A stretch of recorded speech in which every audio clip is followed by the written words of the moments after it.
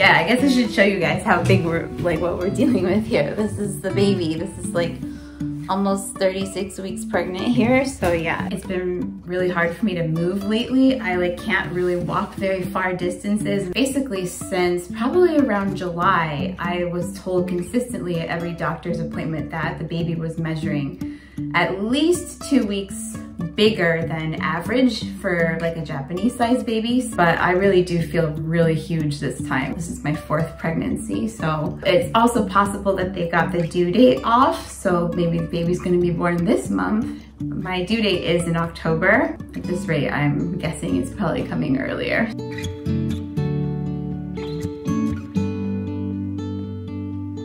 Well, hello everyone, it's Chako-chan here with an update. Kind of an unexpected update actually. So currently 35 weeks and 6 days, so tomorrow I turn 36 weeks. And I just had my 35-week appointment this morning. So I just came back from the doctor. And I guess probably starting about 2 weeks ago, I started experiencing some kind of painful contractions and like lots of cramping.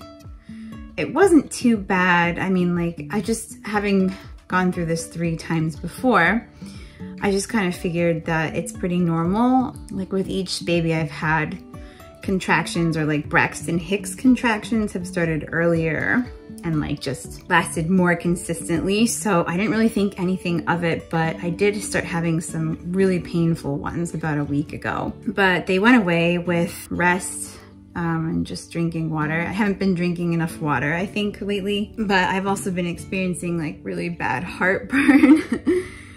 Yeah, especially like within the last 2 weeks or so, it like just hits me at all hours of the day and it's really hard to keep food down. So I have to eat really lightly and like really just basically like fruit and salad. So yeah, there's that going on. But anyway, I started feeling some cervical dilation. Having been an experienced mom, I know what that feels like. I'm pretty in tune with my body, so like I just can kind of have an idea of what's going on.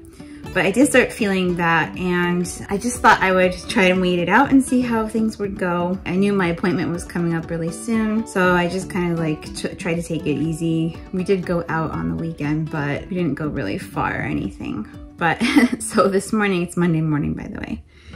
When I went into the doctor, we just had some routine tests to do, group B strep tests I had to have done. I had one more blood draw to check iron. Obviously, I won't know the results of that until next week, but then they went to do an internal exam, I think at the same time as they did the, like the group B strep, like they have to swab you down there. Kind of gross, but so I went into that fancy chair. They have this really fancy chair. It like spreads your legs open for you. It's like fully automated. They put a curtain down in front of your face so you can't see the doctor. You can talk to them, of course, but it's like a privacy thing. It's kind of nice actually. So had all that stuff done. Then they did an internal ultrasound, and all of a sudden the doctor started like making a big commotion. He's like, wow, your cervix is really, really short and low. So bear in mind, I'm not even 36 weeks yet. I will be tomorrow, but in order to give birth at the clinic, I have to be 36 weeks. And that's the earliest that you can be taken in. However, really it's more ideal for the baby to be born after 37 weeks. So I still got like a week and a day to go before really things are safe for the baby to be fully developed and able to thrive outside the womb. So the doctor was like, your cervix is really low. It's measuring 5 millimeters. And like he said, he could fit 1 finger in. So I'm already dilated like at least 3 centimeters probably. And they usually say that if it's less than 10 millimeters effaced, that's like preterm labor. So apparently I'm at a super high risk for preterm labor. Never been told this before, never had this happen before. So yeah, I was kind of shocked. Just trying to still process it all because yeah, it was just like a lot at once, and it was all in Japanese too. So I like had my little translator app out, making sure I was picking up the right words. And yeah, I understood everything. But he showed me the picture and he said, The reason why it's really risky for me is because the water bag is slightly caught under the baby's head. So like I'm at risk for having my water break early, basically. It's like right there in the cervix, and the baby's head is not like blocking it. So it could rupture at any time if I do any sort of strenuous activity or movement. Basically, he said like right away, you have to go on bed rest for the rest of this week. Like no chores, no leaving the house, no shopping, no taking care of the kids, no cooking, nothing. Just lie in bed. And they prescribed me this medicine, which is supposed to, because like I am kind of having regular contractions. They're not really that painful, but like sometimes they are. I don't know, honestly. I mean, like I've had 3 natural births before this, so like it all just feels the same to me at this point, you know. But anyway, so they gave me this medicine to stop any more contractions and just kind of hold everything in place. However, when I looked up about this medicine, I found out that it's banned in the United States. I mean, I think this is probably true for anybody that's living abroad and not in their home country, but different countries use different medicines and they have different standards, I guess. So in Japan, this drug is still approved for use, but in the United States, it's not, because it can cause like arrhythmia, irregular heartbeat, or like heart palpitations, or like it can cause dizziness, lightheadedness, like shakiness in your hands. And so when the nurse told me all of these side effects, I was like, oh my God, this sounds like not nice. And she's like, well, your body will get used to it. It's like, so I have to take it 4 times a day for a week.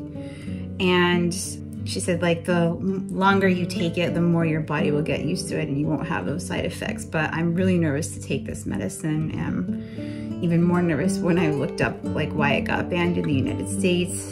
I did say that I wanted baby to come early, but not this early. Like, I don't want to have the risk of the baby not being developed enough when he's born. Of course, every case is different, and some babies might be totally fine born early while others aren't. So it's just probably not something that I want to risk. It's kind of ironic because we just made a video yesterday. It's probably going to come out before this one comes out. You know, just explaining like a little life update of what's happened this summer, because I haven't really been able to make a lot of videos because I have been pretty under a lot of stress and just like difficulties handling the older 2 kids who are at different stages of development. But my in-laws have moved close by, so like they've been helping out a lot and making meals for me. But now, since I have to be on bed rest, I'm really gonna have to have them here like every day helping out with the kids and cooking and all, doing everything else. So thankfully Maki's working from home. He does have to go out and visit customers sometimes, but he is gonna kind of wipe his schedule for the rest of the week. And he explained to his workplace already, like it's doctor's orders. So, you know, even though it's a Japanese company, they should listen to the doctor's authority. So yeah, I mean, basically I guess we could expect probably baby's gonna be born this month in September, which is, yeah, it's actually kind of exciting, you know, thinking I could meet baby like as early as next week.